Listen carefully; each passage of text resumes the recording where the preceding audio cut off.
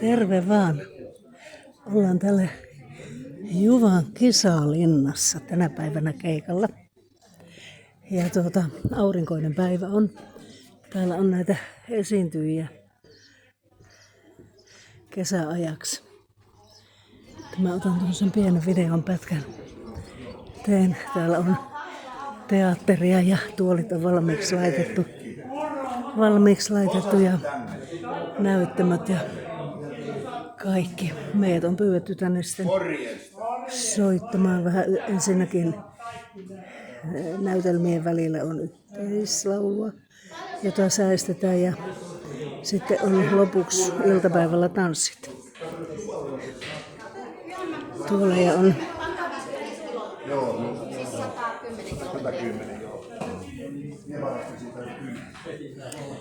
täällä on näitä näyttelijöitä.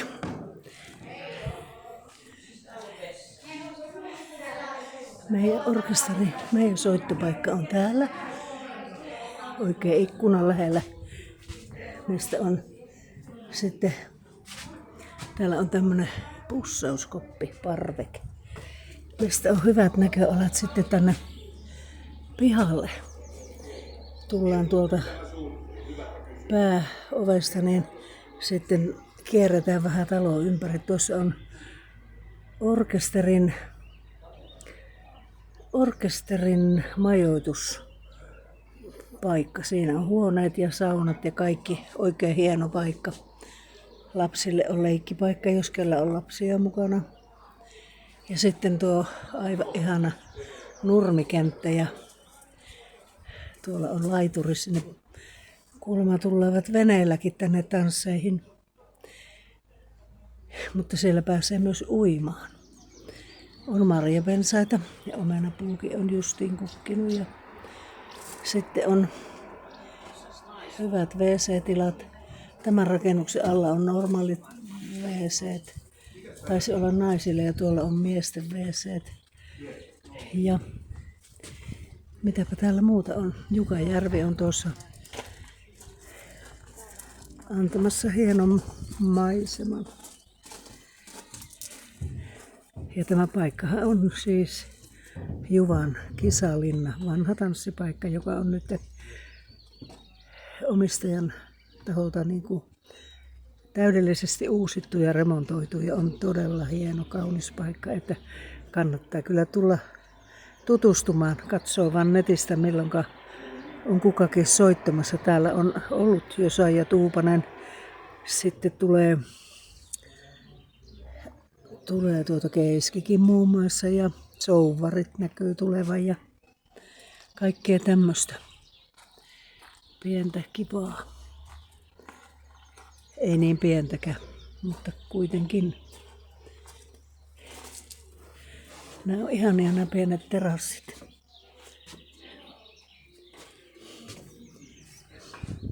Tämä on varmaan suotuisa paikka sikäli, että ei aina tule niin kuuma, kun on joka puolelle ovet auki.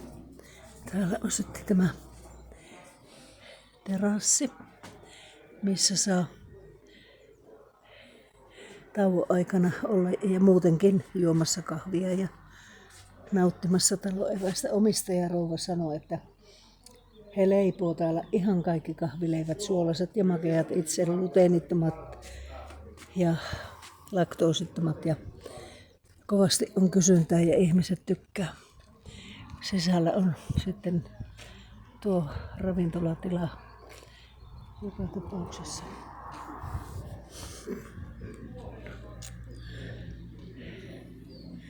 Kaikki on niin hyvin varusteltu, on invavessat ja tuolla on myös suihku.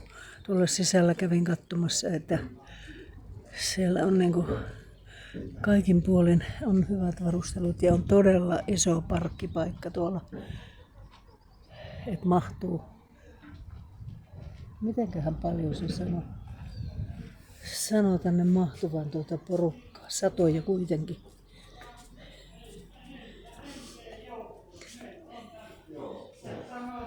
Muistatko paljon se sanoo, montako 100 henkeä tänne mahtuu? 800 henkeä. On tää aika iso paikka. Täällä on tänään tämmönen eläkeläisten kesäpäivä. Eli täällä on Savonlinnasta, Rantasalmelta, tietenkin Juvalta, Mikkelistä, Haukivuorelta, Joroisista, sanoinko jo Varkaudesta. Kaikkialta on porukkaa tulossa. On noin 100 henkeä.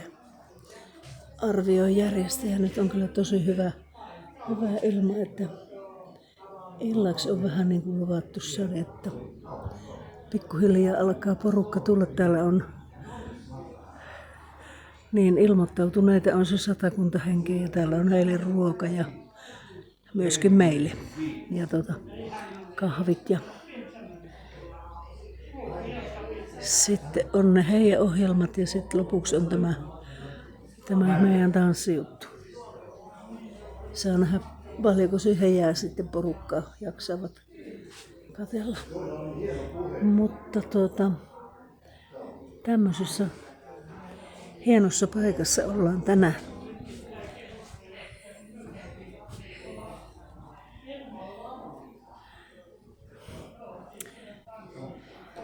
Et kuka nyt sitten on ohikulkumatkalla tai muuten vaan poikkeaa Juva. Ja Juvallehan kannattaa muutenkin poiketa. On semmoinen hyvin vilkas kesäkunta, että täällä on paljon kesämökkejä, lomalaisia ja sitten on vielä näitä ohikulkevia lomalaisia, jotka menee Puumala, Savonlinna sektorille. Että kannattaa varata aikaa ainakin kun kauppoihin menee, että siellä on, vaikka on tosi hyvät palvelut ja kassoja on paljon ja jonot vetää hyvin, mutta siitä huolimatta.